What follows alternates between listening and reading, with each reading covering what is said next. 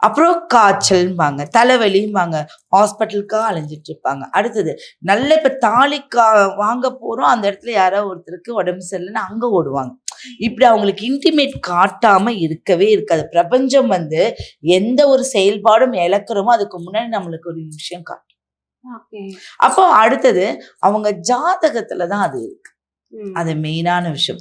ஜாதகத்தை அதனாலதான் ஒரு 6 மாதத்திற்கு ஒரு முறை நம்மளுடைய எப்படி இருக்கு அதை நீங்க ரொம்ப பழக்கப்படுத்தி அதை அடிட் பண்ணணும்னு சொல்லல.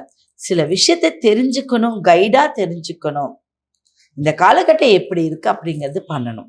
அப்ப மாரக திசை ஒண்ணு அவங்களுக்கு இறப்பாங்களான்னு அப்படி கிடையாது. அந்த தசாநாதன் கெட்டு பார்வைகள் இல்லாமல் அதனுடைய கிரகம் 8, 6ல மறைஞ்சு இப்படியான ஒரு விஷயம் இருந்தாதான் ஒரு விஷயம் நடக்கும். அப்ப ஒன்னோட ஒண்ணு சேர்த்துறாங்க அப்படின்னா இது ரொம்ப பாதிப்பாகும். அதனாலதான் பூ கேட்கறது, குலதெய்வத்துக்கிட்ட போய் நம்ம பிரார்த்தனை பண்றது, அந்த நிறைய ப்ரொசீஜர். ஏன் இப்போ ஒரு திருமணம் ஃபிக்ஸ் பண்றாங்க, அதுக்கு ஒரு 3 மாசம் கேப் கொடுக்குறாங்க தெரியுங்களா? 3-4 மாசம். கடவுள் தான் அது நிர்ணயிச்சிருக்காரு. இதை பார்க்கணும், அதை பார்க்கணும், சம்பிரதாயம். ஏன்னா அந்த 4 மாதத்திற்குள் என்ன நடக்குதோ அதெல்லாம் இவங்க நோட் பண்ணணும். அந்த நோட் பண்ணி அந்த திருமண அன்னைக்கு கொண்டு வரதை அவங்க தெரிஞ்சுக்கக்கூடிய யூகத்தை தெரிஞ்சுக்கணும்.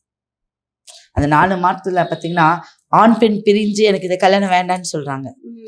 திருமணம் அன்னைக்கு பொண்ணு ஓடி போயிடுது, திருமணம் அன்னைக்கு பையன் வேண்டான்னு சொல்றாங்க. பேரண்ட்ஸ்குள்ள டிஃபரன்ஸ் ஆகுது. இது எல்லாமே அந்த காலம் தாமதத்துல கிரகங்களுடைய ஒரு நகர்வு. கண்டிப்பா இத ஜாதகத்தை